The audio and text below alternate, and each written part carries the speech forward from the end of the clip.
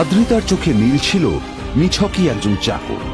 সে সারাদিন আদ্রিতার ফাই ফরমাস খেটেও ওকে সন্তুষ্ট করতে পারত না।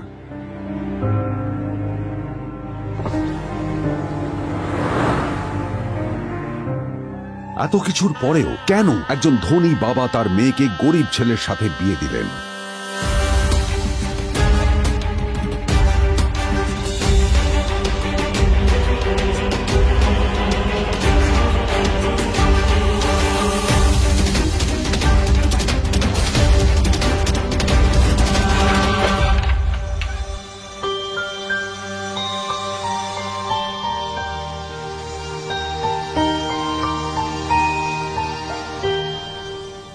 এবং তারপরে সেই মেয়েটি তার গরিব স্বামীর কাছ থেকে নতুন বছরে এমন একটা গিফট পেয়েছিল যে তার চক্ষু স্থির হওয়ার জোগাড় হয়েছিল।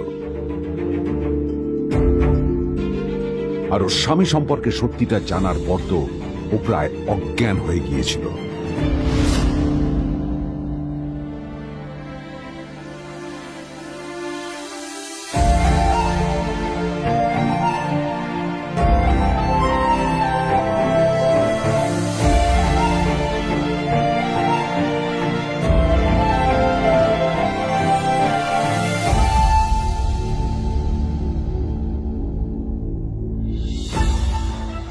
আমার বাবা সবচেয়ে বড় ভুল করেছে তোমার মতো একটা গরিব ছেলের সাথে আমার বিয়ে দিয়ে। আমার সব বন্ধুদের স্বামীরা ওদের কত দামি দামি গিফট দেয়, আর তুমি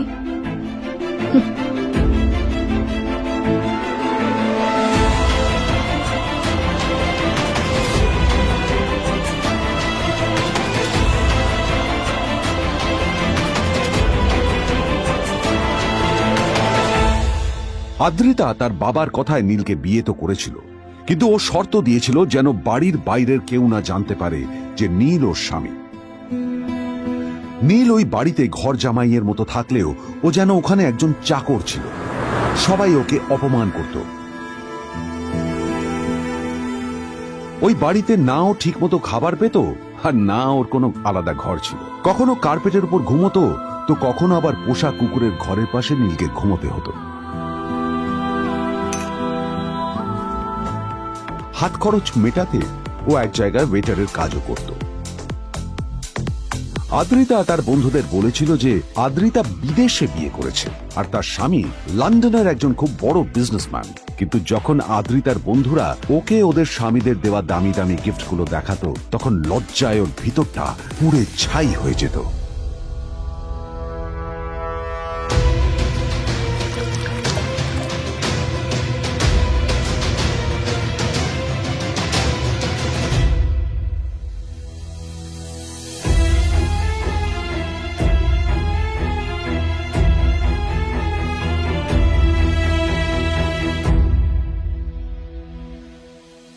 এই যে শোনো, নিউ ইয়ারে আমার একটা গিফট চাই তোমার থেকে।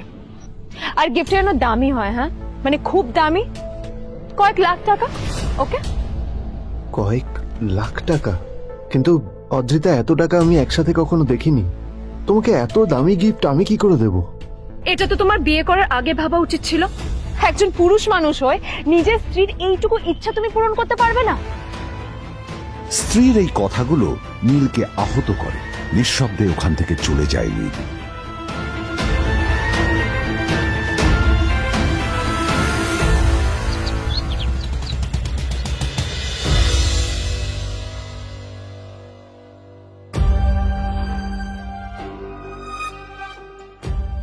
দুদিন পর নিউ ইয়ার পার্টির আগে নীল আদ্রিতার কাছে এসে একটা গিফট প্যাক দেয়।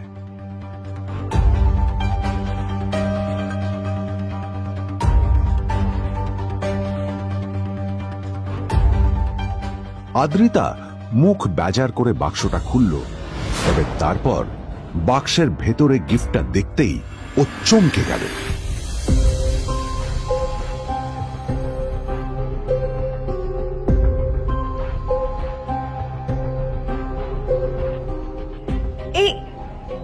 এই ফোনটা মানে এটা তো একটা স্পেশাল এডিশন। এটার দাম তো 3 কোটি টাকা। তুমি এটা পেলে কোথা থেকে? আসলে এটা অরিজিনাল নয়। আমি ওই ফোনটারই একটা কপি এনেছি।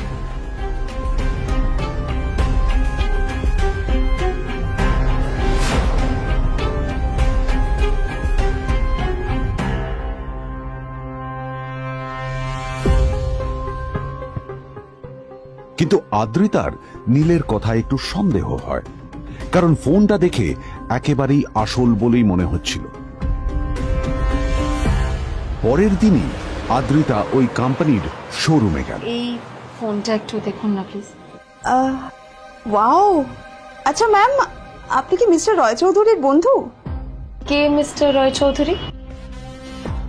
ও, আপনি কি ওই রয় চৌধুরী গ্রুপ অফ ইন্ডাস্ট্রিজ এর মালিকের কথা বলছেন? হ্যাঁ। না না, আমি ওনাকে চিনি না। আমি কেন, আমার মনে হয় কেউই ওনাকে চেনে না। বড় বড় মানুষেরাই ওনা দেখা পান না। আমিও কোনোদিন ওনাকে দেখিনি, কিন্তু সাডেনলি আপনি এই প্রশ্নটা করলেন কেন? অ্যাকচুয়ালি ম্যাম, আপনার হাতের এই ফোনটা আসলে এটা ফোনের স্পেশাল এডিশন। এই কাটিং, এই ডিজাইন, এই লোগো, এটা জাল করা ইজ নেক্সট টু ইম্পসিবল। আর গোটা ভারতে বিক্রি হওয়া এই ফোনের সেকেন্ড পিস এটা, যেটা মিস্টার রয় চৌধুরী কিনেছিলেন। সেজন্য জিজ্ঞেস করছি ম্যাম, আপনি এই ফোনটা কোথা থেকে পেলেন? তবে কি নীলই মিস্টার রয় চৌধুরী, নাকি নীল এই ফোনটা চুরি করেছে? বেকার নীলের কাছেই কোটি টাকার ফোন কোথা থেকে এলো? নীলের সত্যিটা তাহলে কি? আর ও যদি সত্যি বড় লোক হয়ে থাকে, তবে ও নিজের শ্বশুর বাড়িতে খরচামাই হয়েই বা থাকে কেন? আদ্রিতা এসব কথাই মনে মনে ভাবছিল। তবে আদ্রিতার বিশ্বাস ছিল যে কোনো না কোনো মতলব করেই নীল এই ফোনটা আদ্রিতার জন্য নিয়ে এসেছিল। কিছুদিন পর আদ্রিতা সেই ফোনটার কথা ভুলে গেল। নীল সকাল সকাল ঘুরতে বেরিয়েছে বাইরে।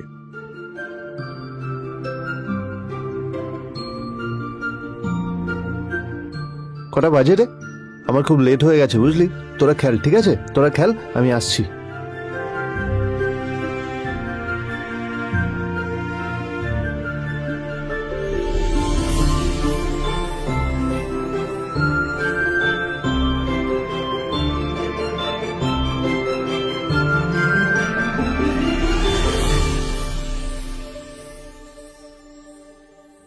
নীল, জল পড়ছে না কেন? দেখো না।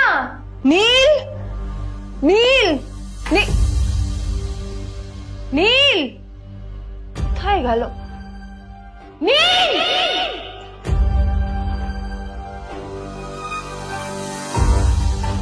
নীল! নীলকে ডাকছে কেন বলতো? ওইদিকে বাড়িতে আদ্রিতা আর চিত্রা আশ্চর্য হয়ে গেল যে নীল হঠাৎ কোথায় উধাও হয়ে গেল। মা, তোমাকে কিছু বলে গেছে নীল? হ্যাঁ, কোথায় গেছে ও? না, আমি ওর কোনো খোঁজ খবর রাখি না। এবার একটা কথা মনে হচ্ছে, ওকে না এবার একটু শীতে করতে হবে। একটা কাজে যদি আসতো ছেলেটা, যখনই কোনো কাজের কথা বলি ভ্যানিশ হয়ে যায়। আমি ওকে বলেছিলাম R&B গোল্ড এন্ড ডায়মন্ড থেকে আমার সেটটা নিয়ে আসতে, আনেনি। আনেনি। আজকেও ভালো করে অফিসে নিয়ে যাব, ভ্যানিশ হয়ে গেল। কোথায় গেল কে জানে। আমার ভাগ্যেই জুটেছে এরকম একটা ছেলে। দিদি, তুমি কেন বিয়েটা দিয়েছিলে আমাকে? এটা আবার কি বলছিস? আমার কি দোষ? দেখ, ওই অসভ্য ছেলেটার সাথে বিয়ে দিতে চাইনি। যা করেছে তোর বাবা করেছে, এটা আমার কোনো দোষ। তখনই হঠাৎ নীল সেখানে এসে উপস্থিত হলো, কিন্তু ও দুজনকে উপেক্ষা করে ভিতরে চলে যাওয়াই শ্রেয় মনে করল। এই যে লাট সাহেব ফিরলেন রাজকার্য করে। এদিকে এসো, তোমার ফাঁকিবাজির আলোচনাই এখানে চলছে। মা এসো। প্লিজ থাক, মা থাক, ভাল লাগছে না। এমনিতেই অফিসের জন্য আমার লেট হয়ে যাচ্ছে, আর বিজন আমার ওয়েটও করছে। বিজনের নাম শুনেই নীলের মুখটা ফ্যাকাশে হয়ে গেল। আদ্রিতা নীলকে উপেক্ষা করেই বলল, আরে যে এই ছেলেটার মতো আর একটা ফাঁকিবাজ না তুমি পাবে না। তুমি কেন দাঁড়িয়ে আছো? এই যে শোনো শোনো শোনো শোনো, দাঁড়িয়ে আছো কেন? তোমাকে আমি বলেছিলাম R&B গোল্ড ডায়মন্ড থেকে আমার সেটটা তুলেছো, তোলোনি তো। এইটা চাই না আমার। তুমি আমার সাথে অফিসে যাবে, ফেরার পথে তুমি সেটটা নিয়ে আসবে। তোমার জন্য সবসময় লেট হয়ে যাবে, তোমার জন্য। বিরক্ত লাগে। আর ব্যাগটা নিয়ে ওর পেছন পেছন কোথায় যাচ্ছ? যা দিয়ে ওখানে রেখে এসো।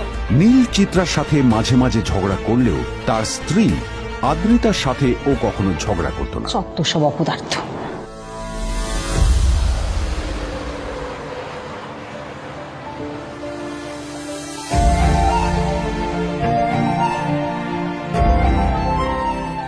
কিছুক্ষণের মধ্যেই তারা আদ্রিতার অফিসে পৌঁছে গেল।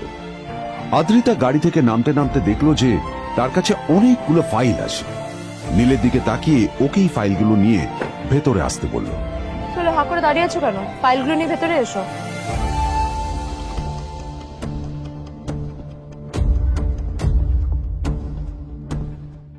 আদ্রিতা যখন ওর ক্যাবিনে পৌঁছলো তখন দেখলো সেখানে আগে থেকেই ওর বন্ধু এবং বিজনেস পার্টনার বিজন বসে ওর জন্য অপেক্ষা করছে।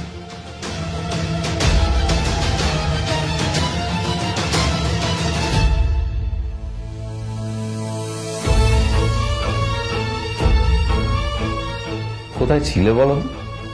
আমি 1 ঘন্টা ধরে তোমার জন্য এখানে ওয়েট করছি। এই লোকটার কি কোনো কাজকর্ম নেই? 1 ঘন্টা ধরে বসে আমার স্ত্রী আদ্রিতার জন্য অপেক্ষা করছে। সরি বিজন, আমি খুবই দুঃখিত যে বাড়ির কিছু লোকের জন্য না আমার সবসময় লেট হয়ে যায়। আদ্রিতার কথা শোনার পর বিজনের 1 ঘন্টা অপেক্ষা করার অভিযোগ 1 মুহূর্তের মধ্যে মিলিয়ে গিয়েছিল। কি হলো, হাসছো কেন? লটারি পেলে নাকি?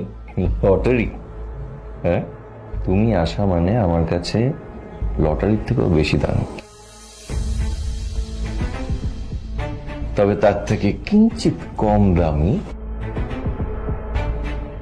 একটা গিফট আমি তোমার জন্য এনেছি।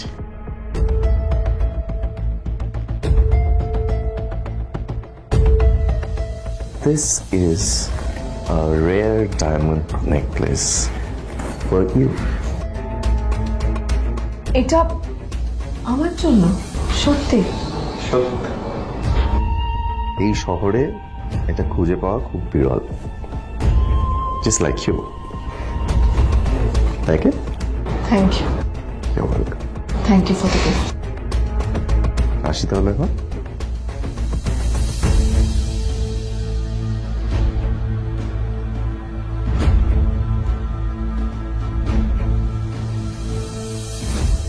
আদ্রিতা, আমি আজ পর্যন্ত তোমাকে কোনো রকম উপদেশ দিইনি, কিন্তু আজ আমি তোমাকে বলতে বাধ্য হচ্ছি। এই যে এই লোকটা তোমাকে শুধুমাত্র ইমপ্রেস করার জন্য একটা নকল সস্তার হীরের গয়না দিয়ে গেছে। এরকম একটা লোকের সাথে তোমার মেশা উচিত না। ভবিষ্যতে কিন্তু তুমি বিপদে পড়বে।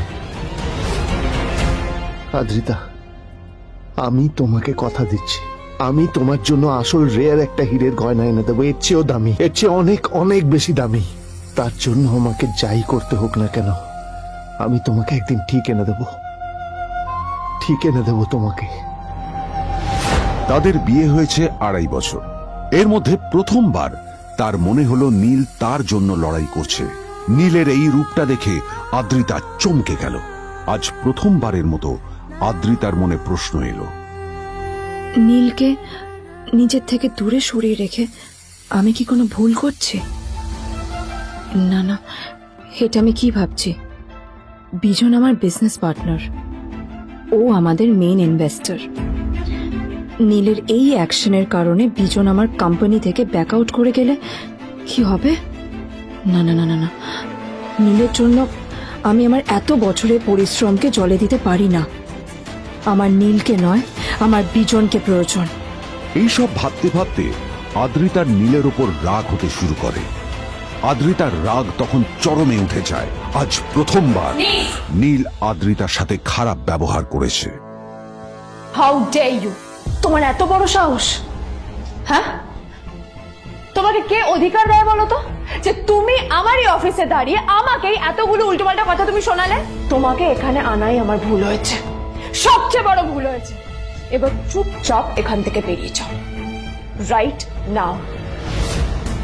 Gate out! নীল আদ্রিতার এই কথার কোনো উত্তর দিল না। নীল জানতো যে ও যতই কথা বাড়াবে আদ্রিতা ততই বেশি রেগে যাবে। আদ্রিতা যেন তেন ভাবে নিজের রাগ চেপে ব্যাপারটা ওখানেই শেষ করার চেষ্টা করলো, কিন্তু ও তো জানতো না যে ব্যাপারটা তখন সবে শুরু হয়েছে। কি হলো, শুনতে পাচ্ছিস না? কালা নাকি? আমারই সামনে দাঁড়িয়ে আমার কেনা গিফট নিয়ে তুই মজা করলি? কত বড় সাহস রে তোর! নিজেকে তো বিক্রি করে দিলে ওরকম একটা ডায়মন্ড নেকলেস তুই কিনতে পারবি না। তোর এই গরিবের পারফিউম, সস্তা শার্ট, পায়ে একটা ফাটা চপ্পল নিয়ে নিজেকে বড় হিরো মনে করছিস? তোর নিজের কত দাম সেটা তোর নিজের জানা উচিত। Zero, big zero. সারা খরচা মাই চল।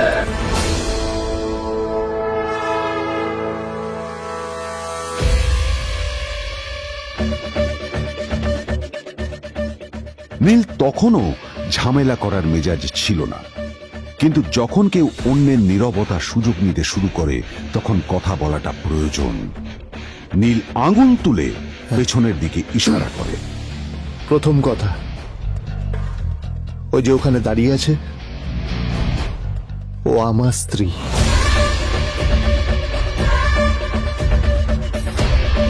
তাই আমার স্ত্রীকে তোমার নেকলেস দেওয়ার কোনো অধিকার নেই। ওকে যদি নেকলেস দিতে হয় তাহলে আমি দেব। তাই এসব ফ্রডগিরি বন্ধ করো। আর দ্বিতীয় কথা, যার পকেটে পয়সা নেই ঝনঝন আওয়াজ করা তার মানায় না।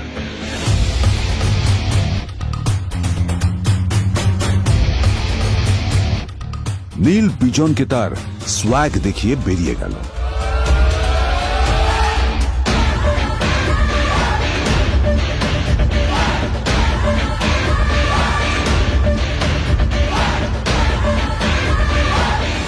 আদ্রিতার রাগে গজগজ করছিল। ওর জ্বলন্ত চোখের সামনে শুধু নীলের মুখটা ভেসে উঠছিল। ও যতই নীলের কথা ভাবছিল ততই ওর রাগ বেড়ে যাচ্ছিল।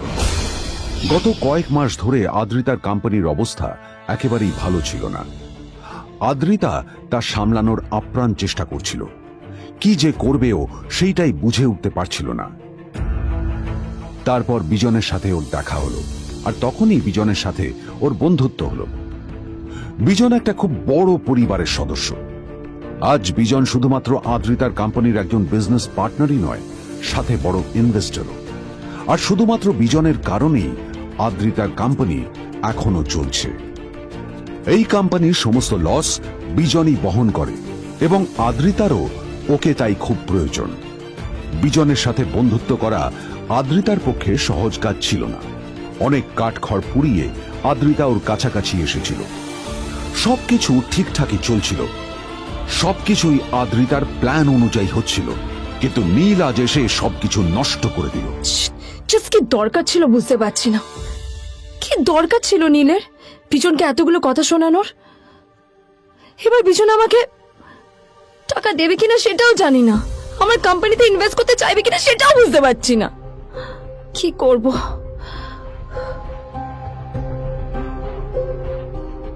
এখন আদ্রিতা ওকে কিভাবে বোঝাবে? ভুল করে যদি বিজন ওর টাকা ফেরত চায় তবে আদ্রিতার কোম্পানি সেন কর্পোরেশন খুব বড় সমস্যায় পড়ে যাবে। তারপর কি হবে? সেন পরিবারের দেখভাল কে করবে? এইসব ভাবতে ভাবতে আদ্রিতা নিজের উপরেও রেগে গেল। আসলে দোষটা ওর নিজেরই। আদ্রিতা কেন নীলকে ওদের মাঝে আনতে গেল? নীলকে অফিসে নিয়ে আসারই বা কি দরকার ছিল? আর যদি সে নীলকে সাথে করে না আনতো তাহলে বিজন এখন ওর সাথেই বসে থাকতো।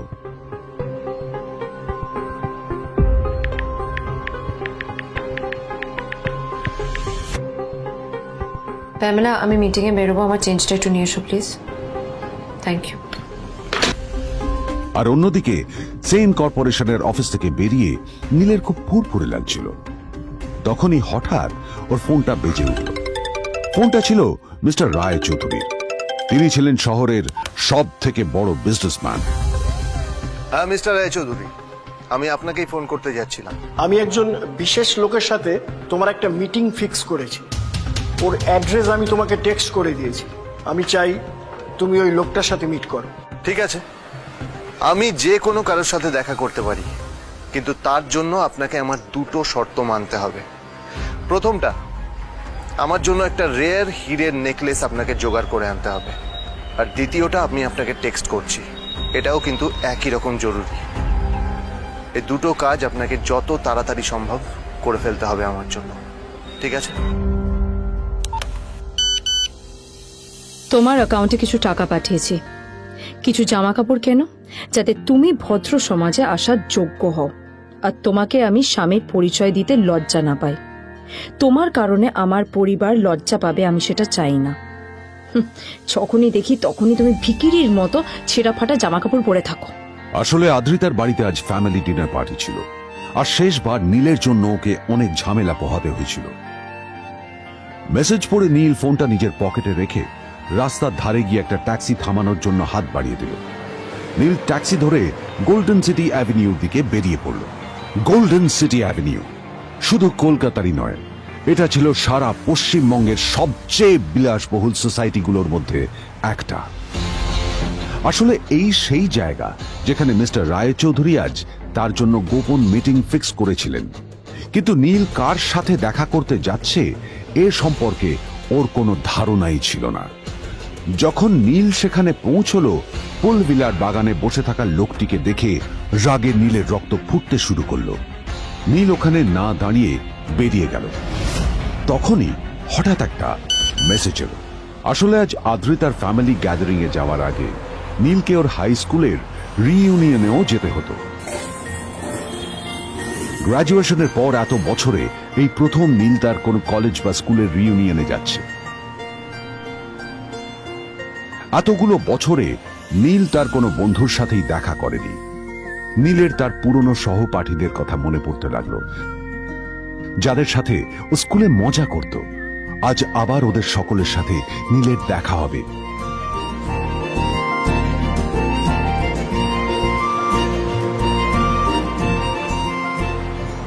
আর এই সব কিছু ভেবেই নীল এক্সাইটেড হয়ে যাচ্ছিল।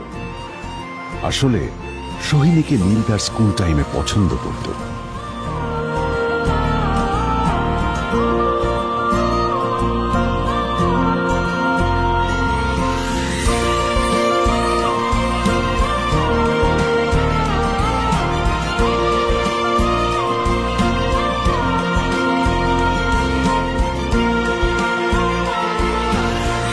অন্যদিকে সেম কর্পোরেশনে ইনভেস্টরদের সঙ্গে আদ্রিতার মিটিং একেবারেই ভালো যায়নি। তাকে দেখে বেশ গম্ভীর মনে হচ্ছিল।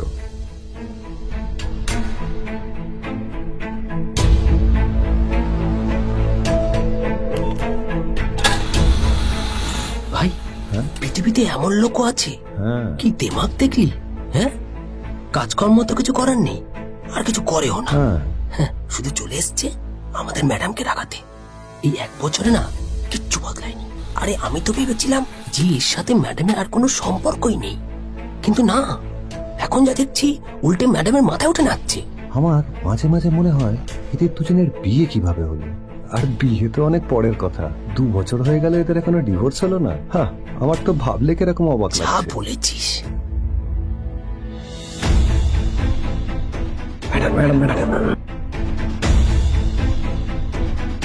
অফিসে চলতে থাকা এইসব কথা শুনে আদ্রিতার আরো রাগ হলো। আদ্রিতা ক্যাবিনে যাওয়ার পরে রাগকে নিয়ন্ত্রণ করা ওর পক্ষে আরো কঠিন হয়ে গেল। ও তখন বুঝতেই পারছিল না যে ওর রাগ কিভাবে নিয়ন্ত্রণ করবে।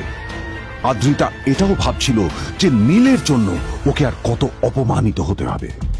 এসব ভাবতে ভাবতেই আদ্রিতার চোখ গেল ওর বাবার ছবিটার দিকে।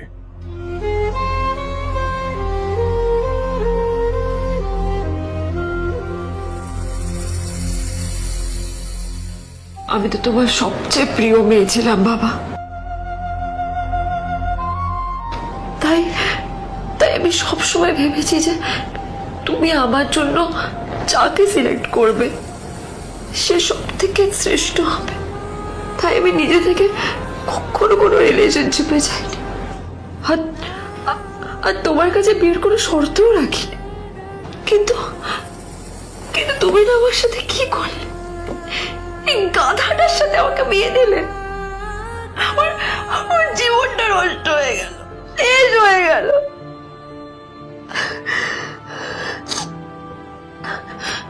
আমি যদি একটু জানতাম যে ও কিছু করে না, ঘর চাপাই হয়ে থাকবে, এইসব কাজকর্ম করে, তাহলে আমি কোনোদিনই বিয়েতে রাজি হতাম না বাবা, কোনোদিন না, কোনোদিন।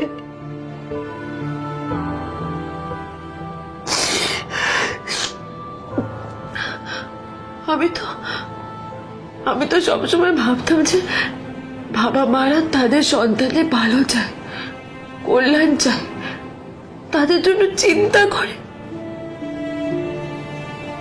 কিন্তু কিন্তু বাবা, তুমি আমার জন্য একটু চিন্তা করোনি। তুমি শুধু তোমার শেষ কর্তব্যটুকু করতে চেয়েছিলে, শেষ ইচ্ছাটুকু রাখতে চেয়েছিলে, ব্যাস, পালন করা হয়ে গেছে। আর আমাদের তুমি ছেড়ে চলে গেলে, তুমি আমাকে ছেড়ে চলে গেলে। অন্যদিকে নীল রিইউনিয়ন পার্টির জন্য হোটেল প্রাইম স্টারের দিকে রওনা হলো। হোটেল প্রাইম স্টার ছিল শহরের সবচেয়ে দামি হোটেল। ওখানে শহরের সব বড় লোকেরা যাতায়াত করত। নীল যখনই তার পুরনো বাইকটা নিয়ে ওখানে পৌঁছলো, ওর পুরনো জামা কাপড়, পুরনো বাইক আর ওর পায়ে ছেঁড়া চপ্পল দেখে সিকিউরিটি গার্ড ওকে গেটের বাইরেই আটকে দিল। থাম থাম, এই কোথায় যাচ্ছিস শালা ভিকিরি? না না দাদা, আপনি আমাকে ভুল বুঝছেন। আসলে আমাকে ইনভাইট করা হয়েছে, আমি এই হোটেলেই এসেছি। শালা মিথ্যে কথা বলার জায়গা পাস না? হ্যাঁ, মিথ্যে কথা বলার আগে নিজের চেহারাটা তো দেখতিস। এটা একটা প্রাইম হোটেল, বুঝেছিস? এখানে সব শহরের বড় বড় লোকেরা তাদের বড় বড় গাড়ি নিয়ে আসে। শালা তোর মতো একটা ভিকিরি একটা ফ্যাট প্যাটে আওয়াজ বের করা বাইক নিয়ে চলে এসেছিস, আর আমি তোকে ঢুকতে দেবো না দাদা, আমাকে ইনভাইট করা হয়েছে। আমাকে শুনুন, শুনুন না, আরে চল, আমাকে একবার ঢুকতে দিন আমাকে। নীল পড়ে যেতেই একটা দামি গাড়ি ওখানে এসে দাঁড়ালো। এই গাড়িটি আর অন্য কারো নয়, হোটেল প্রাইমের মালিক মিস্টার খান্নার ছিল। কি হচ্ছে কি এটা? হোটেলের গেটের সামনে এসব এসব ক্যাশ চলছে এখানে। হোটেলের বদনাম হবে না এতে? স্যার দেখুন না, এই যে ভিকিরিটা হোটেলে ঢুকতে যাচ্ছে, আমি বারণ করছি, শুনছে না স্যার? খারাপ, আপনি কি করতে আছেন? কে কি হচ্ছে দেখি দেখি কে? মিস্টার খান্না তার চশমা খুলে নীলের দিকে দেখলেন, আর ওনার মুখটা হাঁ হয়ে গেল।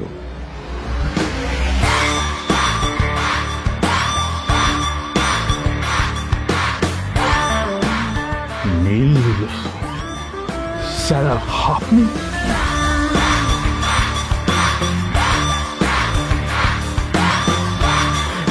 Extremely sorry sir. Sir sir, আপনি একটা ইনফর্ম করেননি কেন আমাকে? আপনি আসবেন জানলে তো আমি নিজে রিসিভ করতে আসতাম আপনাকে। ছি ছি ছি ছি ছি ছি। ঠিক আছে, আপনি ব্যস্ত হবেন না প্লিজ। জানোইনি কে? নিজের বসকে এভাবে একজন ভিখারিকে হাতে পায়ে ধরতে দেখে গার্ডটিও অবাক হয়ে গেল। আরে sir, sorry sir, extremely sorry, আপনি আমার সঙ্গে আসুন। সরি স্যার, সরি, ভুল হয়ে গেছে স্যার। সালাম স্যার। নীল কি তবে সত্যিই একজন খুব বড়লোক কেউ? জানতে পকেট এফএম এর এই সম্পূর্ণ গল্পটি শুনুন, বস দুনিয়া যার বসে, যেটা ভারতীয়রা সবচেয়ে বেশি শুনছে। বিনামূল্যে গল্প শুনতে নিচের ইনস্টল বাটনে ক্লিক করুন এবং পকেট এফএম ডাউনলোড করুন।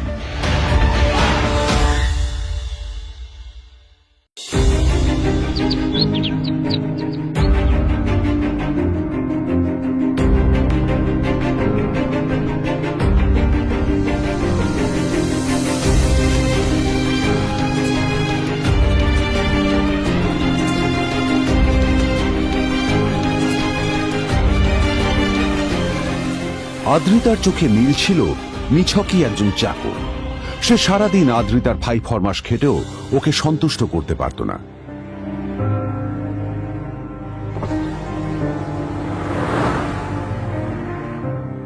এত কিছুর পরেও কেন একজন ধনী বাবা তার মেয়েকে গরিব ছেলের সাথে বিয়ে দিলেন?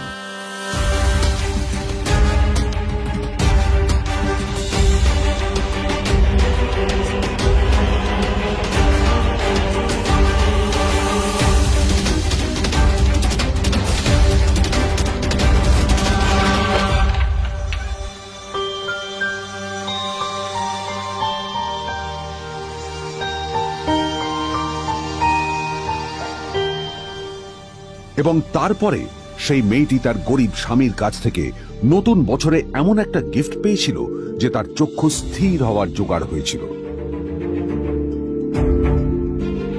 আর ওর স্বামী সম্পর্কে সত্যিটা জানার পর তো ও প্রায় অজ্ঞান হয়ে গিয়েছিল।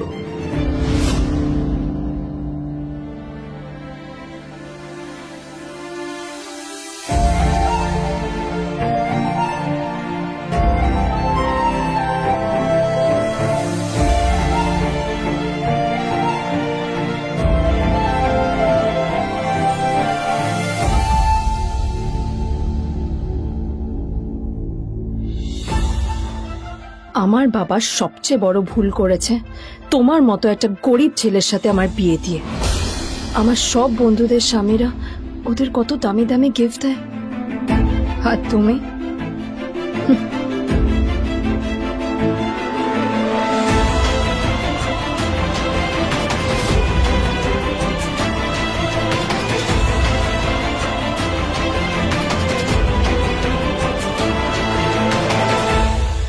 আদ্রিতা তার বাবার কথায় নীলকে বিয়ে তো করেছিল, কিন্তু ও শর্ত দিয়েছিল যেন বাড়ির বাইরের কেউ না জানতে পারে যে নীল ওর স্বামী। নীল ওই বাড়িতে ঘর জামাইয়ের মতো থাকলেও ও যেন ওখানে একজন চাকর ছিল। সবাই ওকে অপমান করত। ওই বাড়িতে না ও ঠিক মতো খাবার পেত, আর না ওর কোনো আলাদা ঘর ছিল। কখনো কার্পেটের উপর ঘুমতো, তো কখনো আবার পোষা কুকুরের ঘরের পাশে নীলকে ঘুমোতে হতো। হাত খরচ মেটাতে ও এক জায়গায় ওয়েটারের কাজও করত।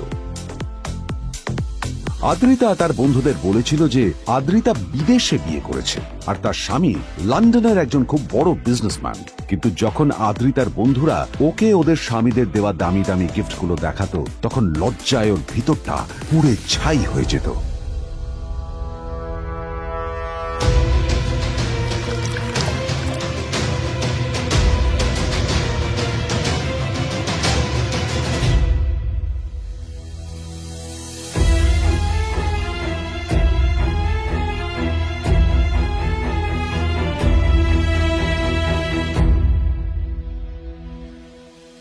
এই যে শোনো, নিউ ইয়ারে আমার একটা গিফট চাই তোমার থেকে। আর গিফট যেন দামি হয়, হ্যাঁ, মানে খুব দামি, কয়েক লাখ টাকা। ওকে? কয়েক লাখ টাকা? কিন্তু অদ্রিতা, এত টাকা আমি একসাথে কখনো দেখিনি। তোমাকে এত দামি গিফট আমি কি করে দেব? এটা তো তোমার বিয়ে করার আগে ভাবা উচিত ছিল। একজন পুরুষ মানুষ হয়ে নিজের স্ত্রীর এইটুকু ইচ্ছা তুমি পূরণ করতে পারবে না? স্ত্রীর এই কথাগুলো নীলকে আহত করে। নিঃশব্দে ওখান থেকে চলে যায় নীল।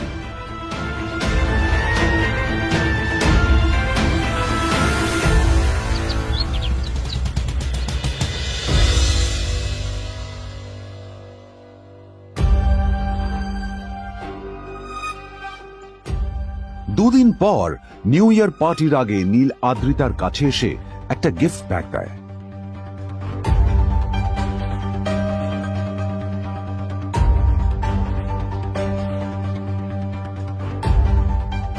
আদ্রিতা মুখ বেজার করে বাক্সটা খুলল, তবে তারপর বাক্সের ভেতরে গিফটটা দেখতেই ও চমকে গেল।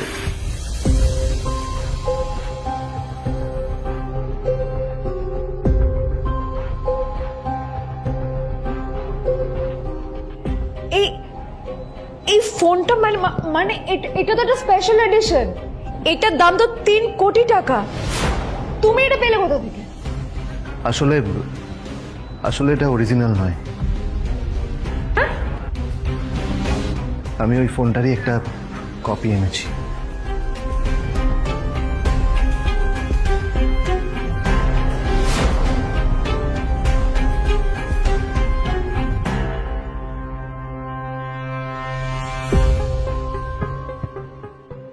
কিন্তু আদ্রিতার নীলের কথা একটু সন্দেহ হয়, কারণ ফোনটা দেখে একেবারেই আসল বলেই মনে হচ্ছিল। পরের দিনই আদ্রিতা ওই কোম্পানির শোরুমে গেল। এই ফোনটা একটু দেখুন না প্লিজ। ওয়াও, আচ্ছা ম্যাম, আপনি কি মিস্টার রয় চৌধুরীর বন্ধু? কে মিস্টার রয় চৌধুরী? ও, আপনি কি ওই রয় চৌধুরী গ্রুপ অফ ইন্ডাস্ট্রিজ এর মালিকের কথা বলছেন? হ্যাঁ। না না, আমি ওনাকে চিনি না। আমি কেন, আমার মনে হয় কেউই ওনাকে চেনে না। বড় বড় মানুষেরাই ওনা দেখা পান না। আমিও কোনোদিন ওনাকে দেখিনি, কিন্তু সাডেনলি আপনি এই প্রশ্নটা করলেন কেন? অ্যাকচুয়ালি ম্যাম, আপনার হাতের এই ফোনটা আসলে এটা ফোনের স্পেশাল এডিশন। এই কাটিং, এই ডিজাইন, এই লোগো, এটা জাল করা ইজ নেক্সট টু ইম্পসিবল। আর গোটা ভারতে বিক্রি হওয়া এই ফোনের সেকেন্ড পিস এটা, যেটা মিস্টার রয় চৌধুরী কিনেছিলেন। সেজন্য জিজ্ঞেস করছি ম্যাম, আপনি এই ফোনটা কোথা থেকে পেলেন? তবে কি নীলই মিস্টার রয় চৌধুরী, নাকি নীল এই ফোনটা চুরি করেছে? বেকার নীলের কাছে এই কোটি টাকার ফোন কোথা থেকে এলো? নীলের সত্যিটা তাহলে কি? আর ও যদি সত্যি বড় লোক হয়ে থাকে, তবে ওর নিজের শ্বশুর বাড়িতে খরচামাই হয়েই বা থাকে কেন? আদ্রিতা এসব কথাই মনে মনে ভাবছিল। তবে আদ্রিতার বিশ্বাস ছিল যে কোনো না কোনো মতলব করেই নীল এই ফোনটা আদ্রিতার জন্য নিয়ে এসেছিল। কিছুদিন পর আদ্রিতা সেই ফোনটার কথা ভুলে গেল। নীল সকাল সকাল ঘুরতে বেরিয়েছে বাইরে।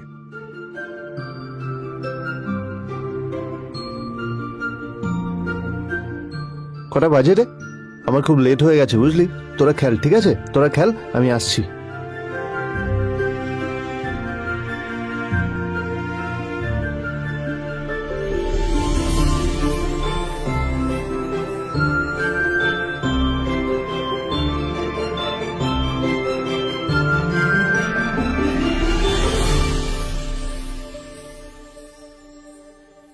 নীল, জল পড়ছে না কেন দেখো না। নীল, নীল, নীল, নীল কোথায় গেল? নীল,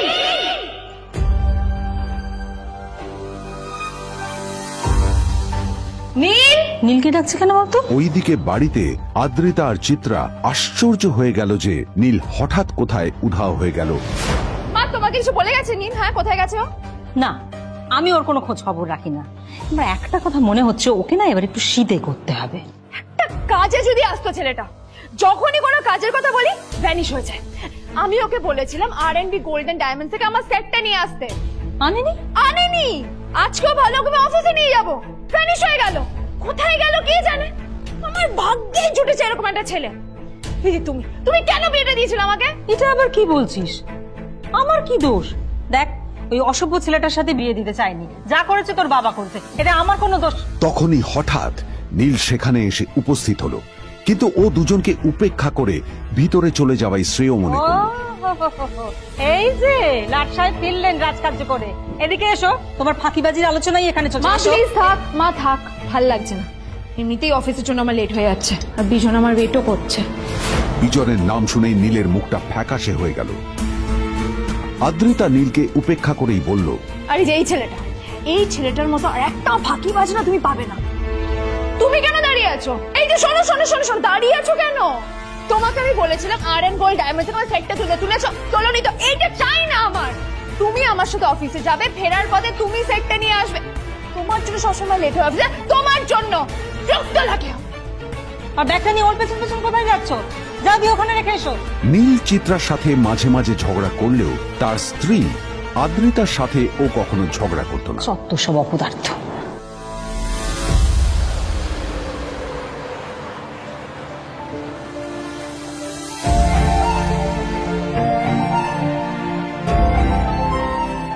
কিছুক্ষণের মধ্যেই তারা আদ্রিতার অফিসে পৌঁছে গেল।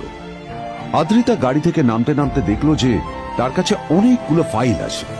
নীলের দিকে তাকিয়ে ওকেই ফাইলগুলো নিয়ে ভেতরে আসতে বলল। চলো, হা করে দাঁড়িয়ে আছো কেন? ফাইলগুলো নিয়ে ভেতরে এসো।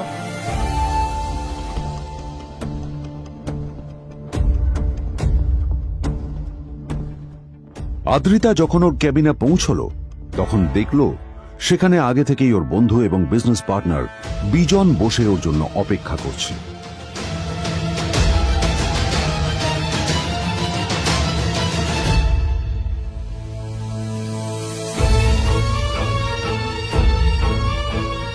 কোথায় ছিলে বলো? আমি 1 ঘন্টা ধরে তোমার জন্য এখানে ওয়েট করছি। এই লোকটার কি কোনো কাজকর্ম নেই? 1 ঘন্টা ধরে বসে আমার স্ত্রী আদ্রিতার জন্য অপেক্ষা করছে। সরি বিজন, আমি খুবই দুঃখিত যে বাড়ির কিছু লোকের জন্য না আমার সবসময় লেট হয়ে যায়। আদ্রিতার কথা শোনার পর বিজনের 1 ঘন্টা অপেক্ষা করার অভিযোগ 1 মুহূর্তের মধ্যে মিলিয়ে গিয়েছিল। কি হলো? হাসছো কেন? লটারি পেলে নাকি? লটারি? হ্যাঁ, তুমি আসা মানে আমার কাছে লটারির থেকেও বেশি দাম। তবে তার থেকে কিঞ্চিত কম দামি একটা গিফট আমি তোমার জন্য এনেছি।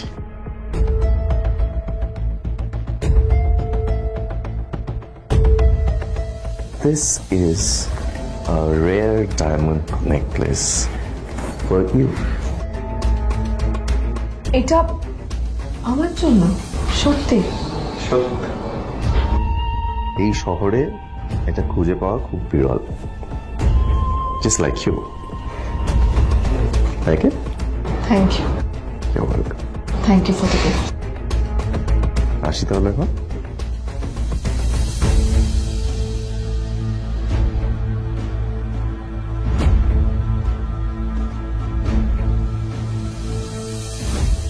আদ্রিতা, আমি আজ পর্যন্ত তোমাকে কোনো রকম উপদেশ দিইনি, কিন্তু আজ আমি তোমাকে বলতে বাধ্য হচ্ছি।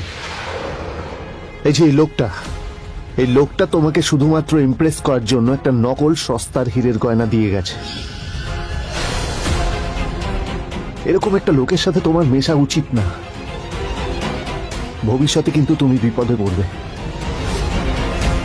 আদ্রিতা, আমি তোমাকে কথা দিচ্ছি, আমি তোমার জন্য আসল রেয়ার একটা হীরের গয়না এনে দেবো, এর চেয়েও দামি, এর চেয়ে অনেক অনেক বেশি দামি। তার জন্য আমাকে যাই করতে হোক না কেন, আমি তোমাকে একদিন ঠিক এনে দেবো তোমাকে। তাদের বিয়ে হয়েছে 2.5 বছর। এর মধ্যে প্রথমবার তার মনে হলো নীল তার জন্য লড়াই করছে। নীলের এই রূপটা দেখে আদ্রিতা চমকে গেল। আজ প্রথমবারের মতো আদ্রিতার মনে প্রশ্ন এলো, নীলকে নিজের থেকে দূরে সরিয়ে রেখে আমি কি কোনো ভুল করছি? না না, এটা আমি কি ভাবছি? বিজন আমার বিজনেস পার্টনার, ও আমাদের মেইন ইনভেস্টর। নীলের এই অ্যাকশনের কারণে বিজন আমার কোম্পানি থেকে ব্যাক আউট করে গেলে কি হবে? না না না না না, নীলের জন্য আমি আমার এত বছরের পরিশ্রমকে জলে দিতে পারি না। আমার নীলকে নয়, আমার বিজনকে প্রয়োজন। এইসব ভাবতে ভাবতে আদ্রিতার নীলের ওপর রাগ হতে শুরু করে। আদ্রিতার রাগ তখন চরমে উঠে যায়। আজ প্রথমবার নীল আদ্রিতার সাথে খারাপ ব্যবহার করেছে। How dare you! তোমার এত বড় সাহস! হ্যাঁ, তোমাকে কে অধিকার দেয় বলো তো যে তুমি আমারই অফিসে দাঁড়িয়ে আমাকেই এতগুলো উল্টোপাল্টা কথা তুমি শোনালে? তোমাকে এখানে আনাই আমার ভুল হয়েছে, সবচেয়ে বড় ভুল হয়েছে। এবার চুপচাপ এখান থেকে বেরিয়ে যাও, right now. Get out! Neel আদ্রিতার এই কথার কোনো উত্তর দিল না। নীল জানতো যে ও যতই কথা বাড়াবে আদ্রিতা ততই বেশি রেগে যাবে। আদ্রিতা যেন তেন ভাবে নিজের রাগ চেপে ব্যাপারটা ওখানেই শেষ করার চেষ্টা করলো, কিন্তু ও তো জানতো না যে ব্যাপারটা তখন সবে শুরু হয়েছে। কি হলো, শুনতে পাচ্ছিস না? কালা নাকি? আমারই সামনে দাঁড়িয়ে আমার কেনা গিফট নিয়ে তুই মজা করলি? কত বড় সাহস রে তোর! নিজেকে তো বিক্রি করে দিলে ওরকম একটা ডায়মন্ড নেকলেস তুই কিনতে পারবি না। তোর এই গরিবের পারফিউম, সস্তা শার্ট, পায়ে একটা ফাটা চপ্পল নিয়ে নিজেকে বড় হিরো মনে করছিস? তোর নিজের কত দাম সেটা তোর নিজের জানা উচিত। Zero, big zero. সালা খরচা মাই চল।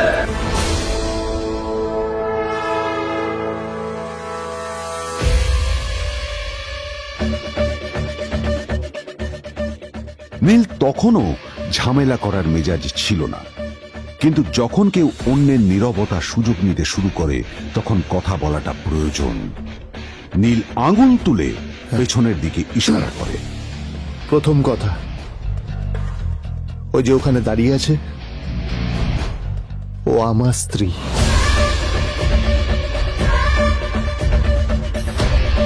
তাই আমার স্ত্রীকে তোমার নেকলেস দেওয়ার কোনো অধিকার নেই। ওকে যদি নেকলেস দিতে হয় তাহলে আমি দেব। তাই এসব ফ্রডগিরি বন্ধ করো। আর দ্বিতীয় কথা, যার পকেটে পয়সা নেই ঝনঝন আওয়াজ করা তার মানায় না।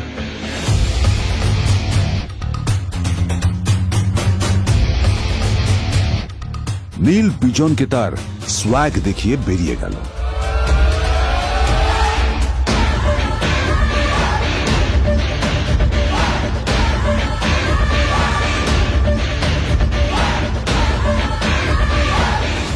আদ্রিতার রাগে গজগজ করছিল।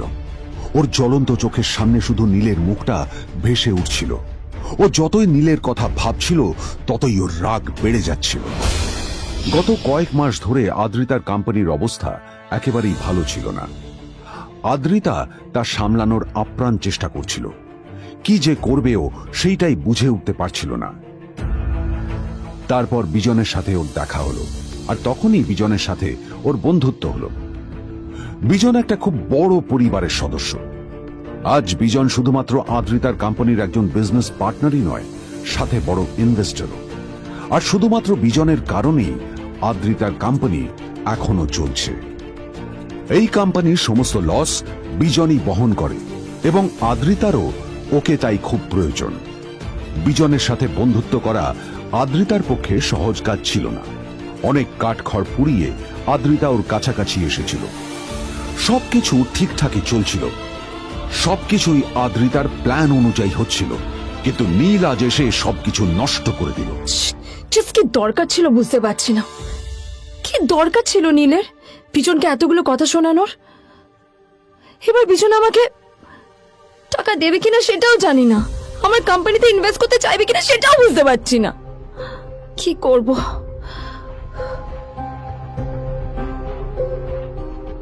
এখন আদ্রিতা ওকে কিভাবে বোঝাবে? ভুল করে যদি বিজন ওর টাকা ফেরত চায় তবে আদ্রিতার কোম্পানি সেন কর্পোরেশন খুব বড় সমস্যায় পড়ে যাবে। তারপর কি হবে? সেন পরিবারের দেখভাল কে করবে? এইসব ভাবতে ভাবতে আদ্রিতা নিজের উপরেও রেগে গেল। আসলে দোষটা ওর নিজেরই। আদ্রিতা কেন নীলকে ওদের মাঝে আনতে গেল? নীলকে অফিসে নিয়ে আসারই বা কি দরকার ছিল? আর যদি সে নীলকে সাথে করে না আনতো তাহলে বিজন এখন ওর সাথেই বসে থাকতো।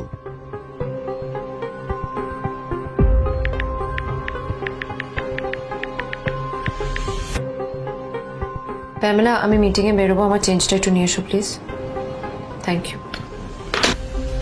আর অন্যদিকে সেন কর্পোরেশনের অফিস থেকে বেরিয়ে নীলের খুব ফুরফুরে লাগছিল। তখনই হঠাৎ ওর ফোনটা বেজে উঠল। ফোনটা ছিল মিস্টার রায় চৌধুরীর। তিনি ছিলেন শহরের সব থেকে বড় বিজনেসম্যান। হ্যাঁ মিস্টার রায়চৌধুরী, আমি আপনাকেই ফোন করতে যাচ্ছিলাম। আমি একজন বিশেষ লোকের সাথে তোমার একটা মিটিং ফিক্স করেছি। ওর অ্যাড্রেস আমি তোমাকে টেক্সট করে দিয়েছি। আমি চাই তুমি ওই লোকটার সাথে মিট করো। ঠিক আছে, আমি যে কোনো কারোর সাথে দেখা করতে পারি, কিন্তু তার জন্য আপনাকে আমার দুটো শর্ত মানতে হবে। প্রথমটা, আমার জন্য একটা রেয়ার হীরের নেকলেস আপনাকে জোগাড় করে আনতে হবে। আর দ্বিতীয়টা, আমি আপনাকে টেক্সট করছি, এটাও কিন্তু একই রকম জরুরি। এই দুটো কাজ আপনাকে যত তাড়াতাড়ি সম্ভব করে ফেলতে হবে আমার জন্য, ঠিক আছে? তোমার অ্যাকাউন্টে কিছু টাকা পাঠিয়েছি, কিছু জামা কাপড় কেনো, যাতে তুমি ভদ্র সমাজে আসার যোগ্য হও, আর তোমাকে আমি স্বামীর পরিচয় দিতে লজ্জা না পাই। তোমার কারণে আমার পরিবার লজ্জা পাবে, আমি সেটা চাই না।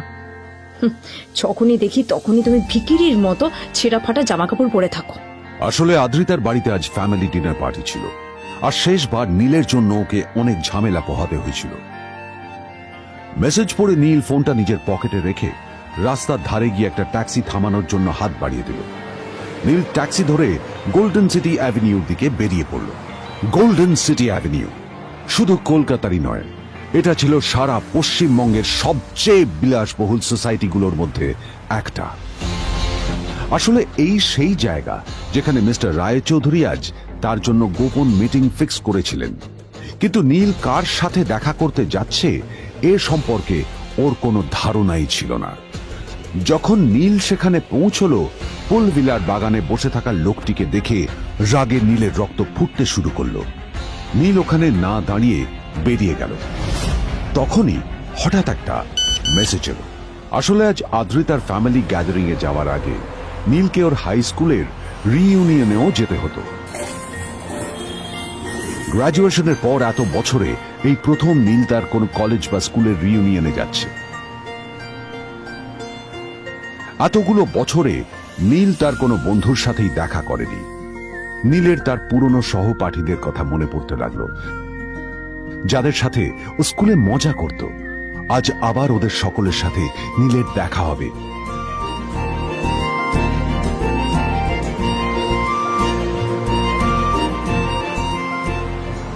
আর এই সব কিছু ভেবেই নীল এক্সাইটেড হয়ে যাচ্ছিল। আসলে সোহিনীকে নীল তার স্কুল টাইমে পছন্দ করত।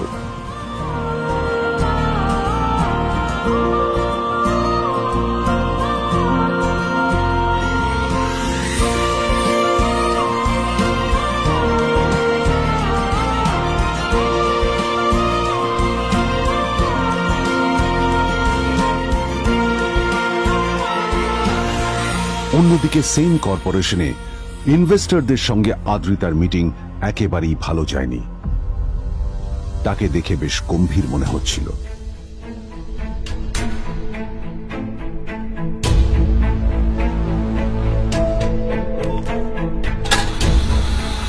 ভাই পৃথিবীতে এমন লোকও আছে, কি দেমাগ দেখলি? হ্যাঁ, কাজকর্ম তো কিছু করার নেই, আর কিছু করেও না। হ্যাঁ, শুধু চলে এসছে আমাদের ম্যাডামকে রাখাতে। এই 1 বছরে না কিচ্ছু বদলায়নি। আরে আমি তো ভেবেছিলাম যে এর সাথে ম্যাডামের আর কোনো সম্পর্কই নেই, কিন্তু না, এখন যা দেখছি উল্টে ম্যাডামের মাথায় উঠে নাচছে। আমার মাঝে মাঝে মনে হয় এদের দুজনের বিয়ে কিভাবে হলো। আর বিয়ে তো অনেক পরের কথা, 2 বছর হয়ে গেল এদের এখনো ডিভোর্স হলো না। হ্যাঁ, আমার তো ভাবলে কিরকম অবাক যা লাগছে। বলেছিস।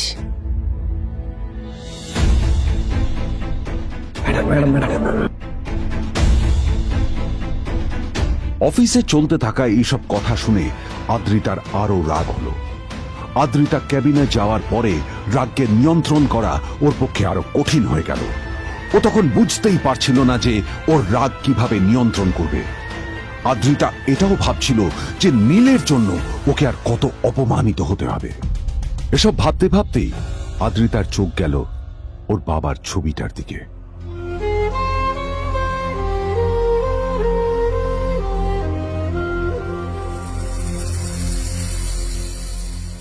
আমি তো তোমার সবচেয়ে প্রিয় মেয়ে ছিলাম বাবা,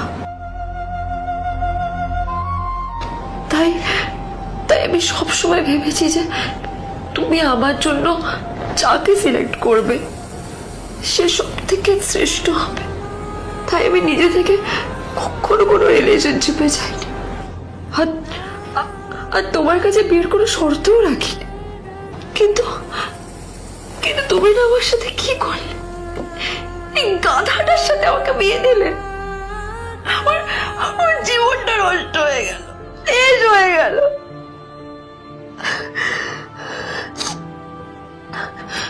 আমি যদি একটু জানতাম যে ও ও কিছু করে না, ঘর চাপাই হয়ে থাকবে, এইসব কাজকর্ম করে, তাহলে আমি কোনোদিনই বিয়েতে রাজি হতাম না বাবা, কোনোদিন না, কোনোদিন।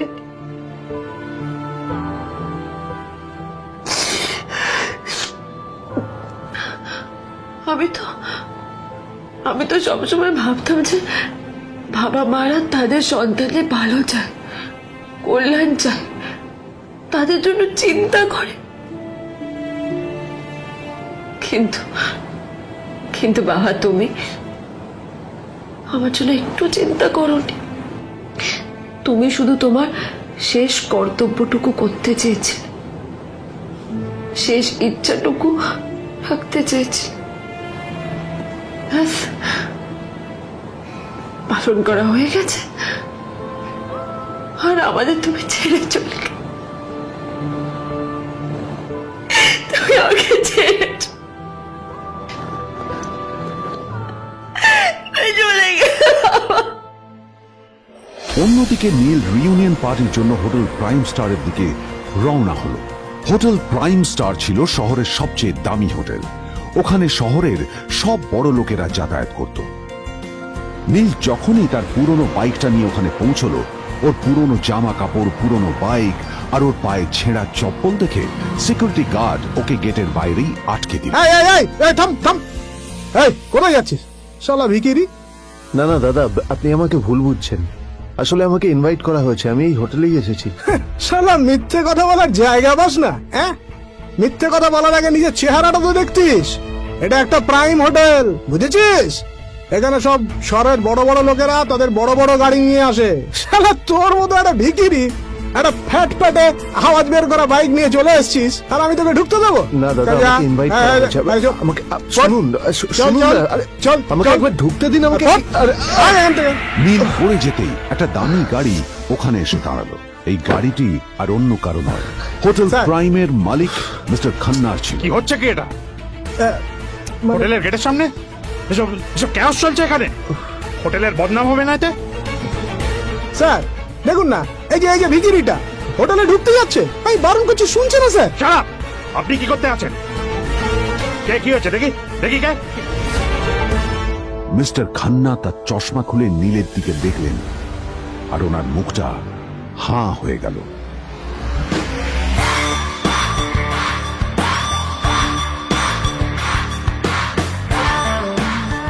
নীল স্যার আপনি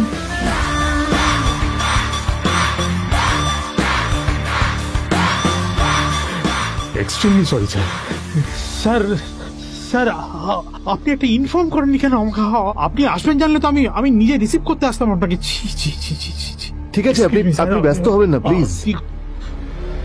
জানোইনি কে নিজের বসকে এভাবে একজন ভিখারিকে হাতে পায়ে ধরতে দেখে গার্ডিও অবাক হয়ে গেল।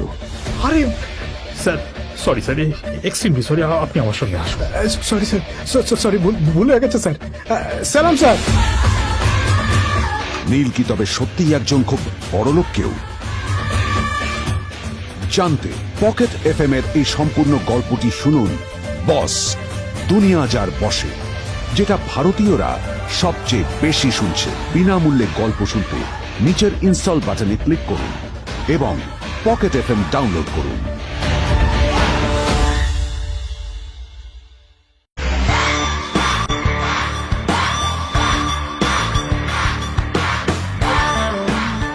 নীল স্যার আপনি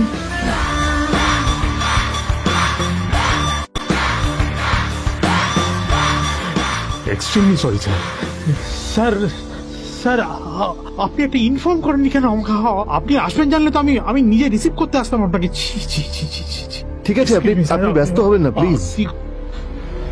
জানোইনি কে নিজের বসকে এভাবে একজন ভিখারিকে হাতে পায়ে ধরতে দেখে গার্ডিও অবাক হয়ে গেল। আরে sir sorry sir extremely sorry আপনি আমার সঙ্গে আসবেন সরি স্যার, সরি, ভুল হয়ে গেছে স্যার। সালাম স্যার। নীল কি তবে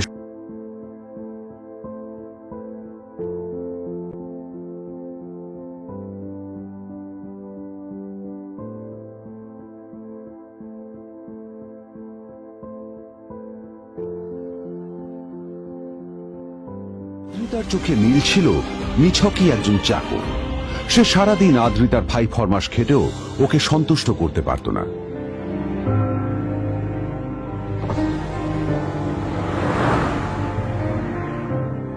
এত কিছুর পরেও কেন একজন ধনী বাবা তার মেয়েকে গরিব ছেলের সাথে বিয়ে দেন?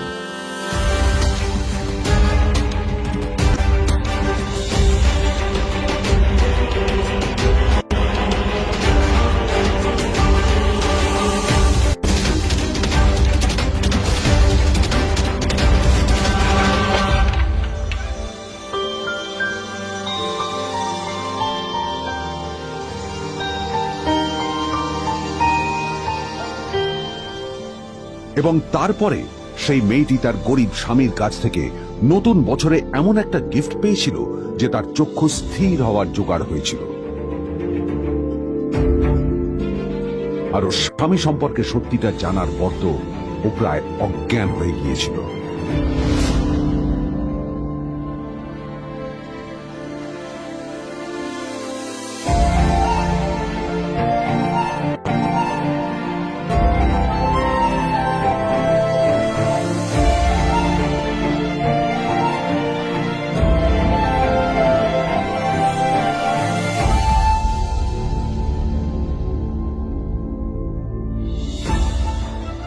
আমার বাবা সবচেয়ে বড় ভুল করেছে তোমার মতো একটা গরিব ছেলের সাথে আমার বিয়ে দিয়ে।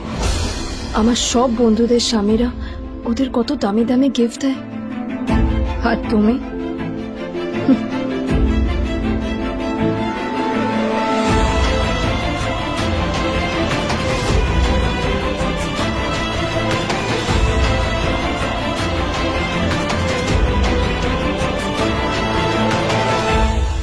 আদ্রিতা তার বাবার কথায় নীলকে বিয়ে তো করেছিল, কিন্তু ও শর্ত দিয়েছিল যেন বাড়ির বাইরের কেউ না জানতে পারে যে নীল ওর স্বামী।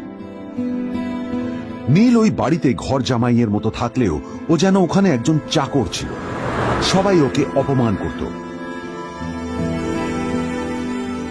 ওই বাড়িতে না ও ঠিক মতো খাবার পেত, আর না ওর কোনো আলাদা ঘর ছিল। কখনো কার্পেটের উপর ঘুমোতো, তো কখনো আবার পোষা কুকুরের ঘরের পাশে নীলকে ঘুমোতে হতো।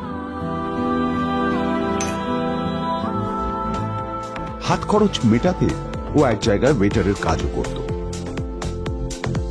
আদ্রিতা তার বন্ধুদের বলেছিল যে আদ্রিতা বিদেশে বিয়ে করেছে, আর তার স্বামী লন্ডনের একজন খুব বড় বিজনেসম্যান।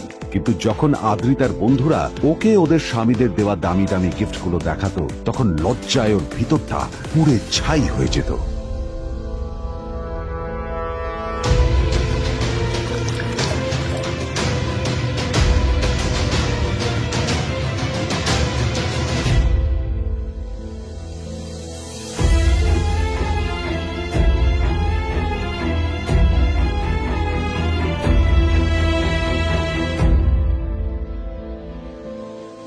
এই যে শোনো, নিউ ইয়ারে আমার একটা গিফট চাই তোমার থেকে। আর গিফটটা যেন দামি হয়, হ্যাঁ, মানে খুব দামি, কয়েক লাখ টাকা। ওকে? কয়েক লাখ টাকা? কিন্তু অদ্রিতা, এত টাকা আমি একসাথে কখনো দেখিনি। তোমাকে এত দামি গিফট আমি কি করে দেব? এটা তো তোমার বিয়ে করার আগে ভাবা উচিত ছিল। একজন পুরুষ মানুষ হয়ে নিজের স্ত্রীর এইটুকু ইচ্ছা তুমি পূরণ করতে পারবে না? স্ত্রীর এই কথাগুলো নীলকে আহত করে। নিঃশব্দে ওখান থেকে চলে যায় নীল।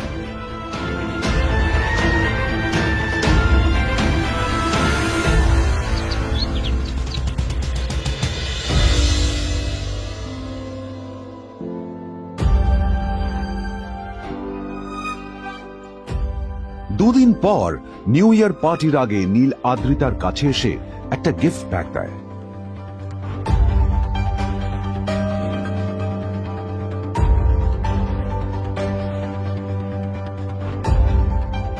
আদ্রিতা মুখ বেজার করে বাক্সটা খুলল, তবে তারপর বাক্সের ভেতরে গিফটটা দেখতেই ও চমকে গেল।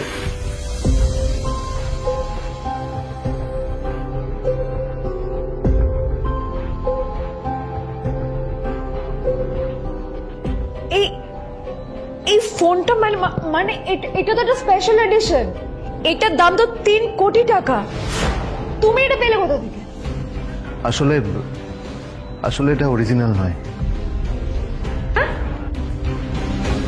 আমি ওই ফোনটারই একটা কপি এনেছি।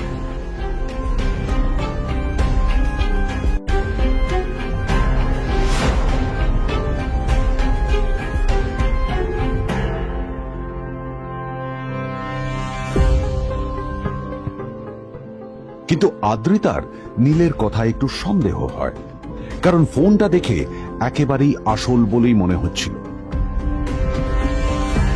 পরের দিনই আদ্রিতা ওই কোম্পানির শোরুমে গেল। এই ফোনটা একটু দেখুন না প্লিজ। ওয়াও, আচ্ছা ম্যাম, আপনি কি মিস্টার রয় চৌধুরীর বন্ধু? কে মিস্টার রয় চৌধুরী? ও, আপনি কি ওই রয় চৌধুরী গ্রুপ অফ ইন্ডাস্ট্রিজ এর মালিকের কথা বলছেন? হ্যাঁ। না না, আমি ওনাকে চিনি না। আমি কেন, আমার মনে হয় কেউই ওনাকে চেনে না। বড় বড় মানুষেরাই ওনা দেখা পান না। আমিও কোনোদিন ওনাকে দেখিনি। কিন্তু সাডেনলি আপনি এই প্রশ্নটা করলেন কেন? অ্যাকচুয়ালি ম্যাম, আপনার হাতের এই ফোনটা আসলে এটা ফোনের স্পেশাল এডিশন। এই কাটিং, এই ডিজাইন, এই লোগো, এটা জাল করা ইজ নেক্সট টু ইম্পসিবল। আর গোটা ভারতে বিক্রি হওয়া এই ফোনের সেকেন্ড পিস এটা, যেটা মিস্টার রয় চৌধুরী কিনেছিলেন। সেজন্য জিজ্ঞেস করছি ম্যাম, আপনি এই ফোনটা কোথা থেকে পেলেন? তবে কি নীলে মিস্টার রয় চৌধুরী, নাকি নীল এই ফোনটা চুরি করেছে? বেকার নীলের কাছে কোটি টাকার ফোন কোথা থেকে এলো? নীলের সত্যিটা তাহলে কি? আর ও যদি সত্যি বড় লোক হয়ে থাকে, তবে ও নিজের শ্বশুর বাড়িতে খরচামাই হয়েই বা থাকে কেন? আদ্রিতা এসব কথাই মনে মনে ভাবছিল। তবে আদ্রিতার বিশ্বাস ছিল যে কোনো না কোনো মতলব করেই নীল এই ফোনটা আদ্রিতার জন্য নিয়ে এসেছিল। কিছুদিন পর আদ্রিতা সেই ফোনটার কথা ভুলে গেল। নীল সকাল সকাল ঘুরতে বেরিয়েছে বাইরে।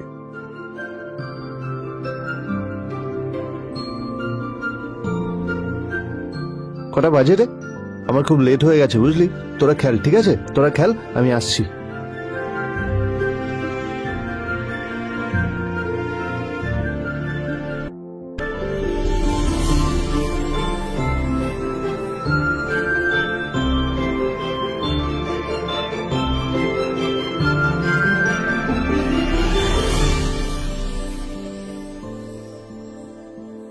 নীল, জল পড়ছে না কেন দেখো না। নীল, নীল, নীল, নীল কোথায় গেল? নীল,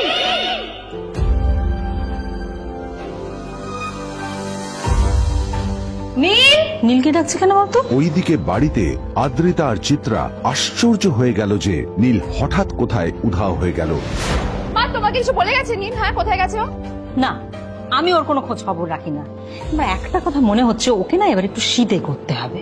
একটা কাজে যদি আসতো ছেলেটা, যখনই কোনো কাজের কথা বলি ভ্যানিশ হয়ে যায়। আমি ওকে বলেছিলাম R&B গোল্ডেন ডায়মন্ড থেকে আমার সেটটা নিয়ে আসতে, আনেনি। আনেনি। আজকেও ভালো ওকে অফিসে নিয়ে যাবো, ভ্যানিশ হয়ে গেল। কোথায় গেল কে জানে। আমার ভাগ্যে জুটেছে এরকম একটা ছেলে।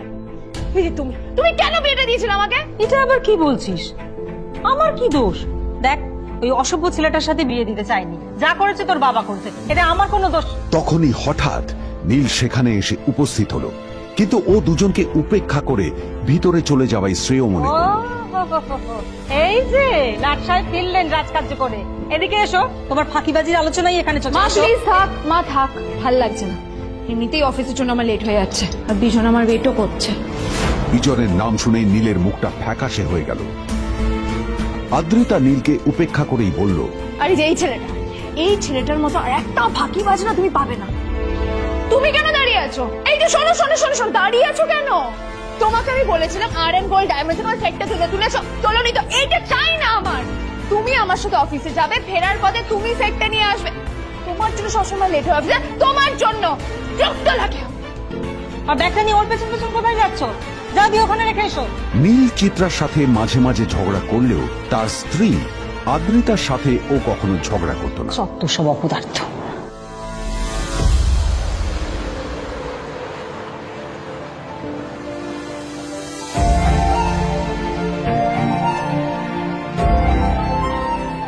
কিছুক্ষণের মধ্যেই তারা আদ্রিতার অফিসে পৌঁছে গেল।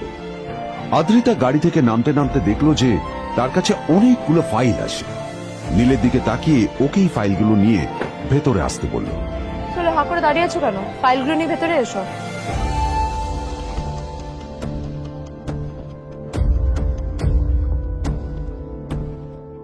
আদ্রিতা যখন ওর ক্যাবিনে পৌঁছলো তখন দেখলো সেখানে আগে থেকেই ওর বন্ধু এবং বিজনেস পার্টনার বিজন বসে ওর জন্য অপেক্ষা করছে।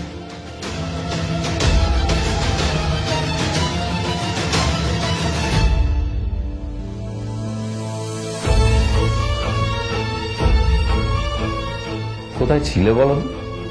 আমি 1 ঘন্টা ধরে তোমার জন্য এখানে ওয়েট করছি। এই লোকটার কি কোনো কাজকর্ম নেই? 1 ঘন্টা ধরে বসে আমার স্ত্রী আদ্রিতার জন্য অপেক্ষা করছে। সরি বিজন, আমি খুবই দুঃখিত যে বাড়ির কিছু লোকের জন্য না আমার সবসময় লেট হয়ে যায়। আদ্রিতার কথা শোনার পর বিজনের 1 ঘন্টা অপেক্ষা করার অভিযোগ 1 মুহূর্তের মধ্যে মিলিয়ে গিয়েছিল। কি হলো, হাসছো কেন? লটারি পেলে নাকি? লটারি? হ্যাঁ, তুমি আসা মানে আমার কাছে লটারির থেকেও বেশি দাম। তবে তার থেকে কিঞ্চিত কম দামি একটা গিফট আমি তোমার জন্য এনেছি।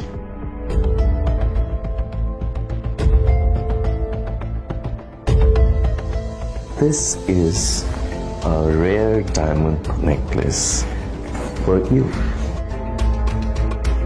এটা আমার জন্য? সত্যি?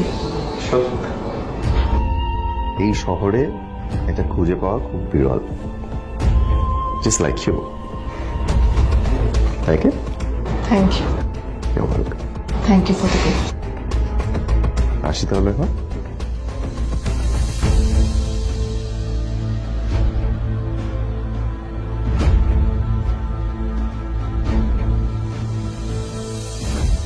আদ্রিতা, আমি আজ পর্যন্ত তোমাকে কোনো রকম উপদেশ দিইনি, কিন্তু আজ আমি তোমাকে বলতে বাধ্য হচ্ছি। এই যে এই লোকটা তোমাকে শুধুমাত্র ইমপ্রেস করার জন্য একটা নকল সস্তার হীরের গয়না দিয়ে গেছে। এরকম একটা লোকের সাথে তোমার মেশা উচিত না।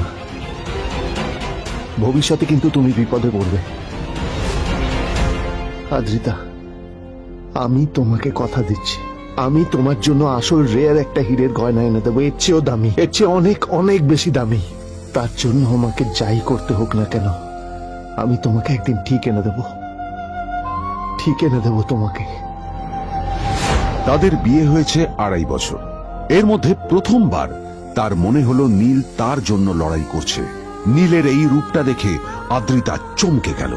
আজ প্রথমবারের মতো আদ্রিতার মনে প্রশ্ন এলো, নীলকে নিজের থেকে দূরে সরিয়ে রেখে আমি কি কোনো ভুল করছি?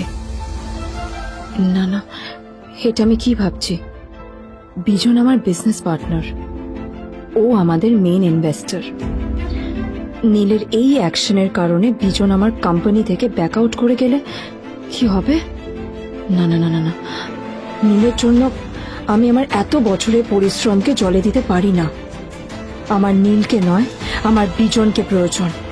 এইসব ভাবতে ভাবতে আদ্রিতার নীলের ওপর রাগ হতে শুরু করে। আদ্রিতার রাগ তখন চরমে উঠে যায়।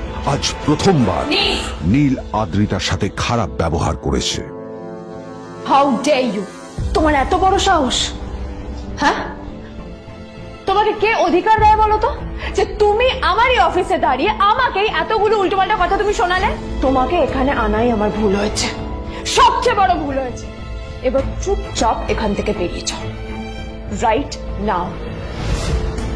Gate out! নীল আদ্রিতার এই কথার কোনো উত্তর দিল না। নীল জানতো যে ও যতই কথা বাড়াবে আদ্রিতা ততই বেশি রেগে যাবে। আদ্রিতা যেন তেন ভাবে নিজের রাগ চেপে ব্যাপারটা ওখানেই শেষ করার চেষ্টা করলো, কিন্তু ও তো জানতো না যে ব্যাপারটা তখন সবে শুরু হয়েছে। কি হলো, শুনতে পাচ্ছিস না? কালা নাকি? আমারই সামনে দাঁড়িয়ে আমার কেনা গিফট নিয়ে তুই মজা করলি? কত বড় সাহস রে তোর! নিজেকে তো বিক্রি করে দিলে ওরকম একটা ডায়মন্ড নেকলেস তুই কিনতে পারবি। তোর এই গরিবের পারফিউম, সস্তা শার্ট, পায়ে একটা ফাটা চপ্পল নিয়ে নিজেকে বড় হিরো মনে করছিস? তোর নিজের কত দাম সেটা তোর নিজের জানা উচিত। Zero, big zero. খরচা মাই চল।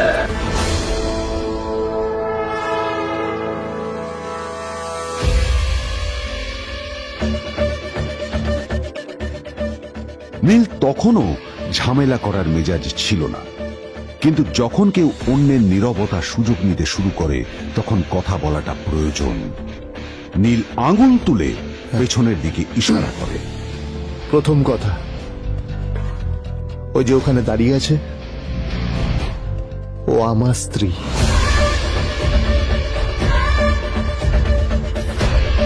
তাই আমার স্ত্রীকে তোমার নেকলেস দেওয়ার কোনো অধিকার নেই।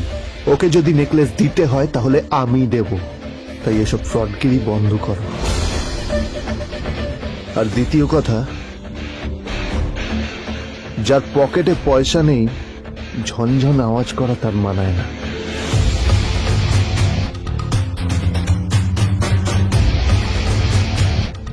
নীল বিজনকে তার সোয়াগ দেখিয়ে বেরিয়ে গেল।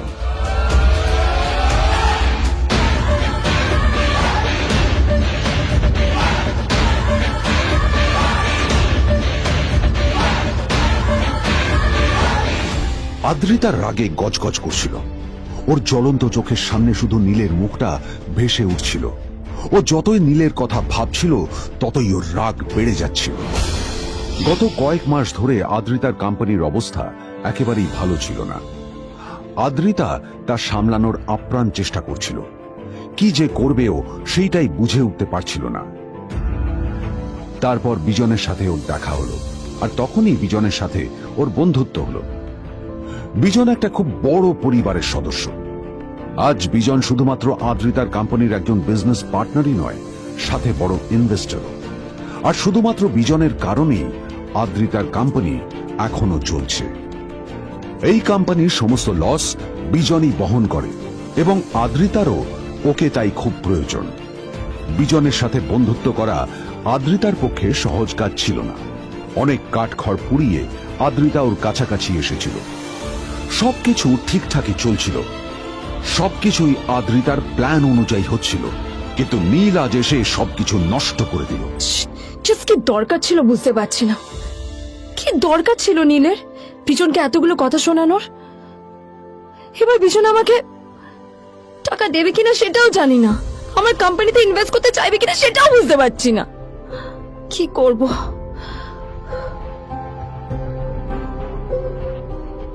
এখন আদ্রিতা ওকে কিভাবে বোঝাবে? ভুল করে যদি বিজন ওর টাকা ফেরত চায় তবে আদ্রিতার কোম্পানি সেন কর্পোরেশন খুব বড় সমস্যায় পড়ে যাবে।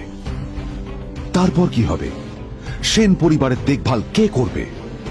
এইসব ভাবতে ভাবতে আদ্রিতা নিজের উপরেও রেগে গেল। আসলে দোষটা ওর নিজেরই। আদ্রিতা কেন নীলকে ওদের মাঝে আনতে গেল? নীলকে অফিসে নিয়ে আসারই বা কি দরকার ছিল? আর যদি সে নীলকে সাথে করে না আনতো তাহলে বিজন এখন ওর সাথেই বসে থাকতো।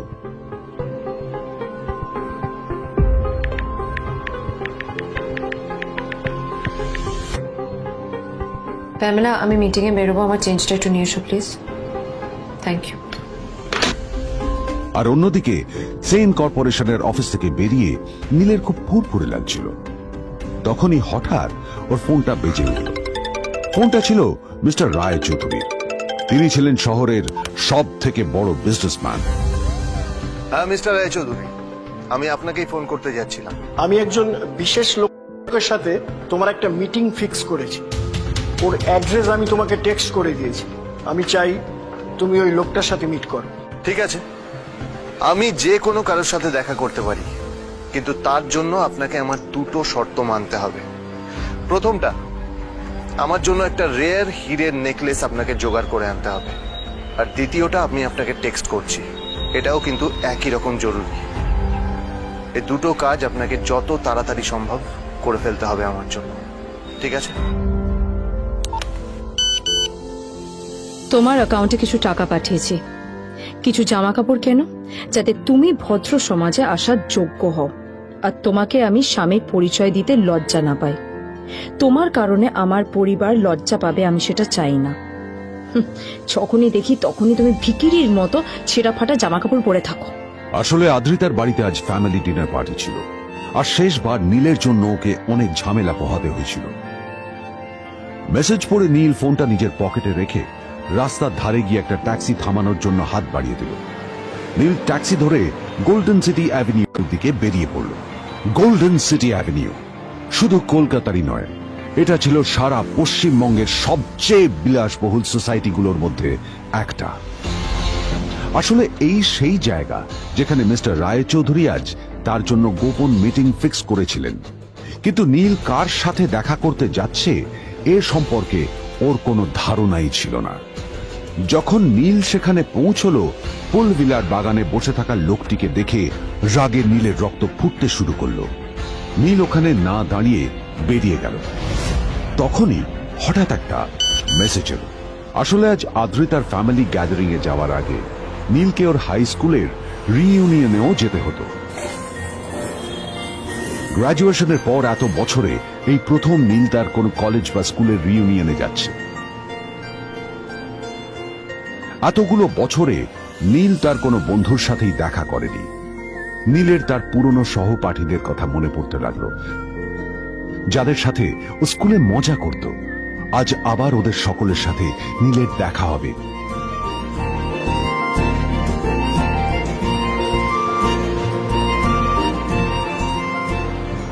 আর এই সব কিছু ভেবেই নীল এক্সাইটেড হয়ে যাচ্ছে।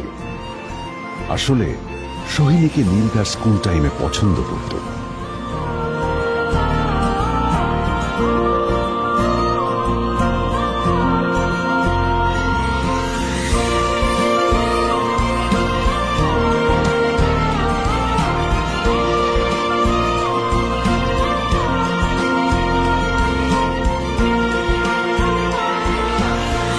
অন্যদিকে সেন কর্পোরেশনে ইনভেস্টরদের সঙ্গে আদ্রিতার মিটিং একেবারেই ভালো যায়নি।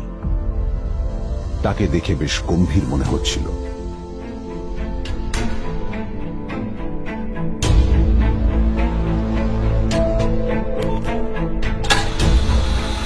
ভাই পৃথিবীতে এমন লোকও আছে, কি দেমাগ দেখলি? হ্যাঁ, কাজকর্ম তো কিছু করার নেই, আর কিছু করেও না। হ্যাঁ, শুধু চলে এসছে আমাদের ম্যাডামকে রাখাতে। এই 1 বছরে না কিচ্ছু বদলায়নি। আরে আমি তো ভেবেছিলাম যে এর সাথে ম্যাডামের আর কোনো সম্পর্কই নেই, কিন্তু না, এখন যা দেখছি উল্টে ম্যাডামের মাথায় উঠে নাচছে। আমার মাঝে মাঝে মনে হয় এদের দুজনের বিয়ে কিভাবে হলো। আর বিয়ে তো অনেক পরের কথা, 2 বছর হয়ে গেল এদের এখনো ডিভোর্স হলো না। হ্যাঁ, আমার তো ভাবলে কিরকম অবাক যা লাগছে। বলেছিস।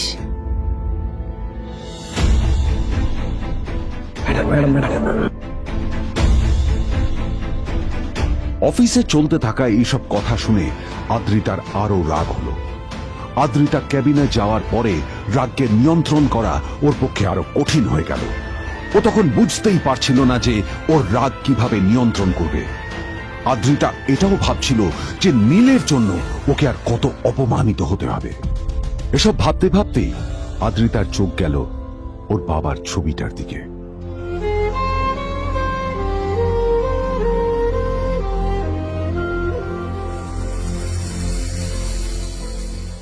আমি তো তোমার সবচেয়ে প্রিয় মেয়ে ছিলাম বাবা, তাই তাই আমি সবসময় ভেবেছি যে তুমি আমার জন্য যাকে সিলেক্ট করবে সে সব থেকে শ্রেষ্ঠ হবে। তাই আমি নিজে থেকে কখনো কোনো রিলেশনশিপে যাইনি, আর তোমার কাছে বিয়ের কোনো শর্তও রাখিনি। কিন্তু কিন্তু তুমি না আমার সাথে কি করলে? এই গাধাটার সাথে আমাকে বিয়ে দিলে। আমার জীবনটা নষ্ট হয়ে গেল, শেষ হয়ে গেল।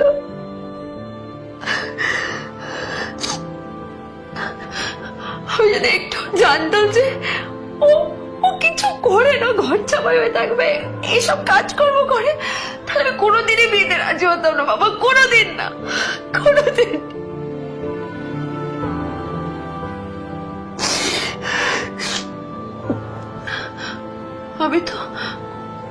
আমি তো সবসময় ভাবতাম যে বাবা মারা তাদের সন্তানের ভালো চায়, কল্যাণ চায়, তাদের জন্য চিন্তা করে। কিন্তু কিন্তু বাবা, তুমি আমার জন্য একটু চিন্তা করোনি। তুমি শুধু তোমার শেষ কর্তব্যটুকু করতে চেয়েছিলে, শেষ ইচ্ছাটুকু রাখতে চেয়েছিলে। পালন করা হয়ে গেছে,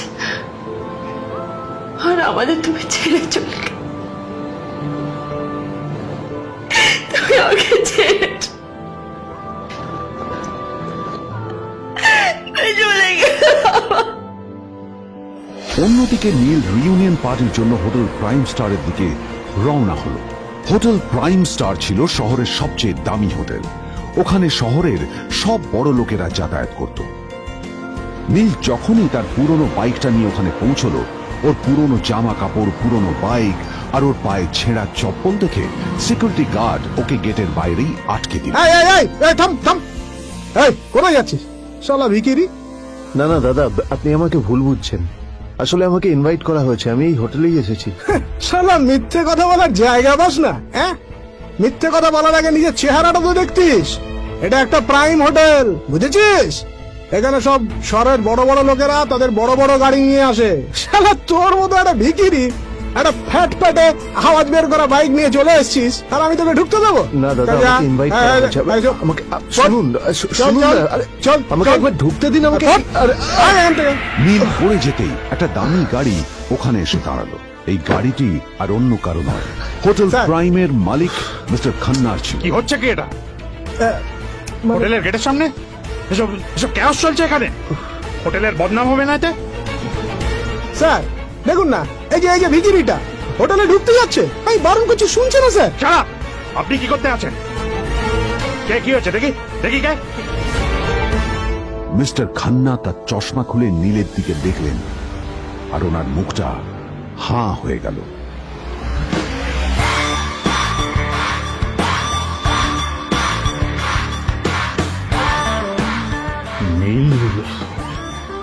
স্যার আপনি